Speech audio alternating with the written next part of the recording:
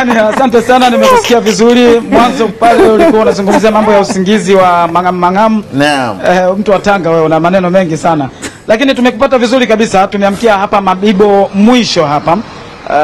Kuna kijio cha magazeti hapa kwa wenyeji wa Dar es Salaam ama maeneo haya ya Mabibo wanaweza kufahamu kwamba nyuma yangu huku kuna magari ambayo yanaenda yanatokea external, ndio unaona yanaelekea huko na huko yanakwenda Mabibo sokoni. Sisi tupo hapa pembeni na kuna kijio cha magazeti hapa. Kwa hivyo ngoja tusogee hapo kwenye magazeti tuyaone ama tuone hivyo vichwa vya habari ambavyo umevizungumzia. Ipo na mwenzangu hapa Hassan Nasibu, cameraman makini kabisa yupo nyuma ya kamera. Ngoja tusogee kwanza hapa. Na watu wanasogea hapa Filipo Cyprian. Hayo magazeti uliyozungumza yapo hapa. Gazeti la Mwanaspoti hili hapa ambapo habari kubwa ni inahusiana na Simba yapangua mambo matatu Misri. Bila shaka umeisoma kwa undani kabisa, nilikuwa na kufuatilia. Lakini chini hapa ndio habari unayoitaka. Kipa Nigeria kumngoa Diarra, kuna alama ya kuuliza hapo. Ipo. Hiyo ni kwenye gazeti hili la Mwanaspoti. Sasa umezungumzia pia gazeti la Mwananchi. Hebu tuone na kwenye anasemaje? Kipa Nigeria Diarra tupo. Na Filipo umetoa tafsiri za habari hizi mbili ama vichwa vya habari hivi viwili. Hii hapa ukasema kwamba kwa mtazamo wako ni kwamba ni kama wanafanana katika ubora kwa mtazamo wako. Lakini huku ukasema ya kwamba inawezekana huyu kipa akija labda pale Yanga afu Diarra atakuwa kipa namba 2. Sasa tuwaulize mashabiki wenyewe kwanza hapa. Bana, habari yako bwana? Safi kweli. Wema. Safi. Wewe shabiki wa timu gani? Simba Sports Club.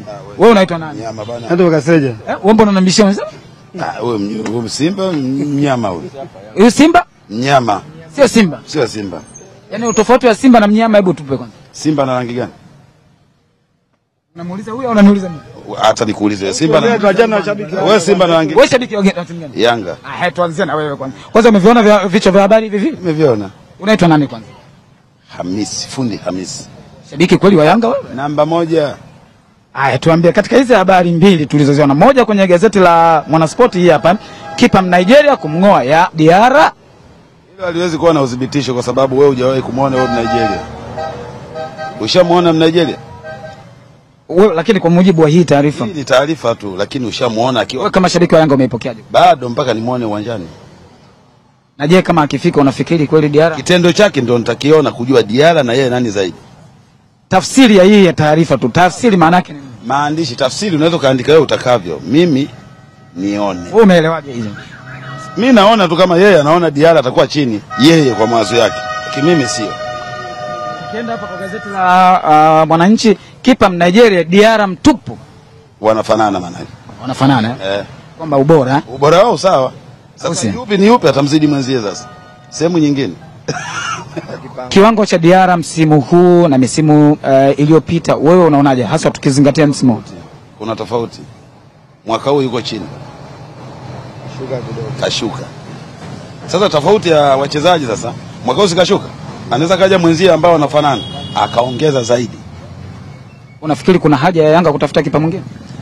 Ni lazima kwa sababu golikipa lazima wawe watatu ili wanaefanana. Akiumia huyu akikaa huyu wanakuwa sawa. Na wewe shabiki wa Yanga upo tayari kwamba pawepo na magolikipa wawili wa kimataifa? Sio mbaya.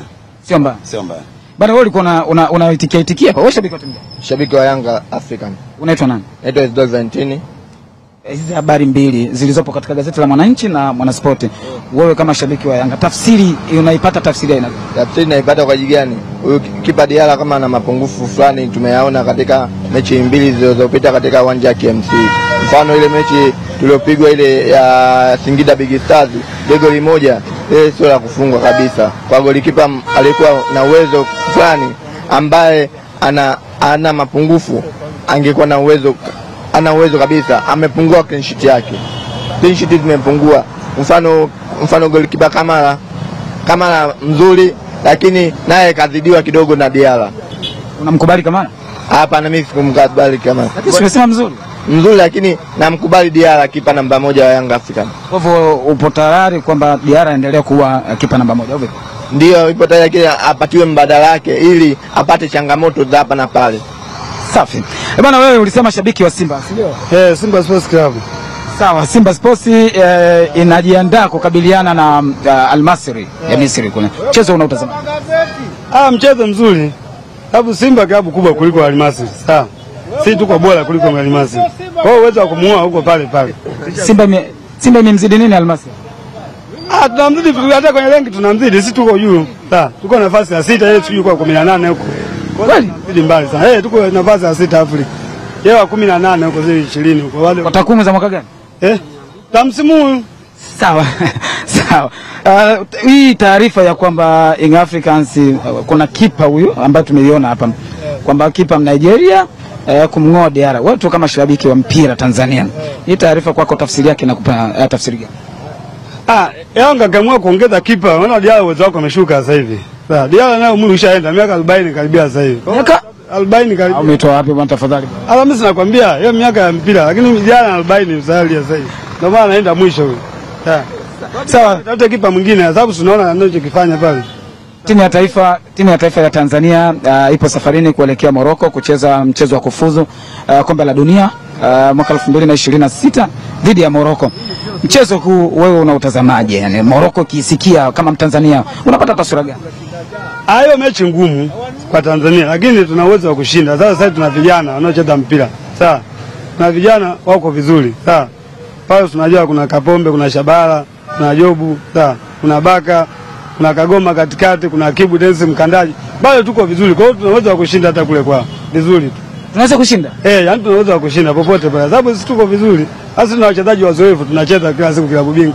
Tunacheza wote kule tunacheza kimataifa kila siku. Kwa hiyo tuko vizuri sasa hivi. Timu yetu tuko vizuri.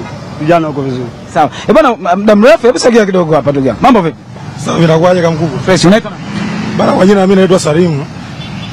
Shabiki wa timu gani? Shabiki wa Yanga. Sogea kidogo. Mimi ni shabiki wa Yanga kindakindaki. Ila nimekuja hapa baada ya kusoma gazeti haya. Nikaona kama sielewelewi vichwa vya habari hivi, lakini sio kesi. Kweli Diarra ana mapungufu, hayo yapo. Hakuna binadamu aliyokamilika bro. Umenielewa?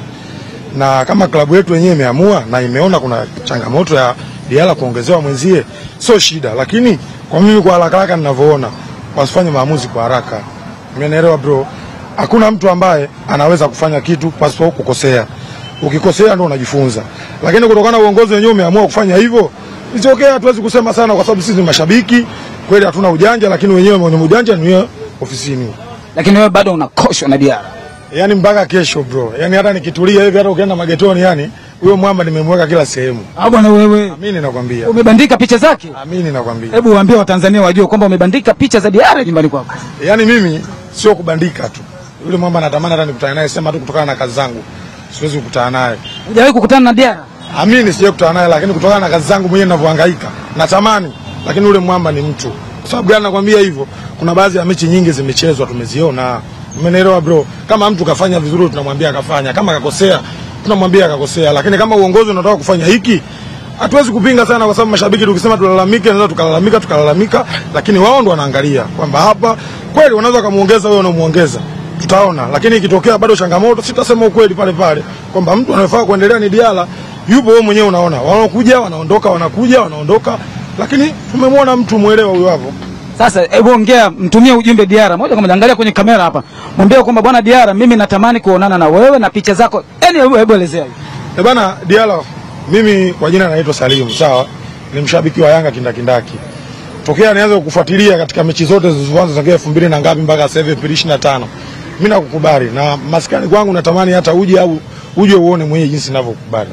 Ila natamani leo kesho, lakini kutokana na kazi zangu mwenyewe za kuhangaika huo muda sina. Lakini nikipata na imani nitatia timu kumuona huyo mwamba. Sawa. Bwana huyo ni shabiki wa Yanga lakini pia ni shabiki Djigui Diarra golikipa wa Young Africans akielezea mapenzi yake na anasema kwamba nyumbani kwake amebandika picha za Diarra na anatamani siku moja aonane naye. Philip Cyprian, hayo ndio ambayo yamejiri kutoka hapa Mabibo. Mwisho mimi na mwenzangu Hans Nasibu ama Hassan Nasibu tunarejesha matangazo kwako Philip. Usifunge kwanza, Ali, nilikuwa nataka kufahamu wewe tafsiri yako umeichukuliaje hiyo, wewe kama wewe baada ya kupata maoni yote akiwemo huyo mtu wako anapata kahawa hapo nyuma yako. Tafsiri ni kwamba mashabiki wa Young Africans, lakini hata huyu mmoja wa Simba ambaye tumemsikia, inaonyesha ya kwamba ni kweli kwa namna fulani ukiangalia kitakwimu Diarra kidogo katika msimu huu wa 2024-25 ni kama takwimu kidogo zimeshuka ukilinganisha na namna alivyokuja. Kwa hivyo mashabiki wapo tayari kuona kwamba anaweza kaletewa mtu mwingine kama changamoto, kwa maana ya kwamba kumkumbusha Diarra ajue majukumu yake, akumbuke vizuri majukumu yake. Lakini wapo ambao wanaonekana ya kwamba bado wanakubaliana naye, ni kama binadamu, kuna nyakati anaweza kashuka na kuna nyakati akarudi katika kiwango chake cha kawaida. Hiyo ndio tafsiri ambayo naiona hapo kwa Philip. Asante Ali, kuna mwenzako hapo kidogo kushoto kwako hapo. Ungemsalimia tu yeye, tafsiri kidogo tu, huyo kushoto kwako anakunywa kahawa hapo, kigeuka tu anakunywa kahawa hapo. Salimia kidogo kuhusiana na yeye anaonaje hiyo tafsiri, yeye ni shabiki wa timu gani? Vizuri Philip Cyprian, hebu ngoja tuzungumze naye. Bwana mambo. Salama tu bwana. Unaitwa nani wewe? Naitwa Joseph. Wewe shabiki wa timu gani? Yanga. Young Africans. Ndio. Bwana umesoma hii habari? Hebu tuie. Ngoja ionekane hapa. Hebu isome mwenyewe kwanza. Kipa Nigeria kumng'oa Diarra. Wewe tafsiri, hebu tupe tafsiri hii. Ni alama ya kuuliza. Inamaanisha nini? Kwamba huyo kipa anaweza akaja au asije. Na kama atakuja, maana anaweza Diarra akawepo na huyo kipa Nigeria akawepo vile vile. Basi wakawepo tu basi. Nani atakuwa anaanza? Kwa mujibu wa tafsiri habari hii hapa, nani atakuwa anaanza? Yategemea na mechi. Kama mechi ni ngumu, yeyote siku ambayo atakamka saa ataanza. Lakini kumng'oa si maana yake ni kwamba unamuondoa katika nafasi yake anakama. Hapana. Kwa sababu paka sasa hivi Yanga pale kipa na moja Diarra, lakini nambari 2 bado kuna utata. Kwa hivyo unafikiri kwamba kama atakuja mwingine atakuwa ni namba 2? Filipo, umesikia hiyo tafsiri kutoka kwa ndugu yetu hapa. Asante sana Ali, nimeona asilimia kubwa sana wana tafsiri yao, na kwa asilimia kubwa sana wameniunga mkono mimi.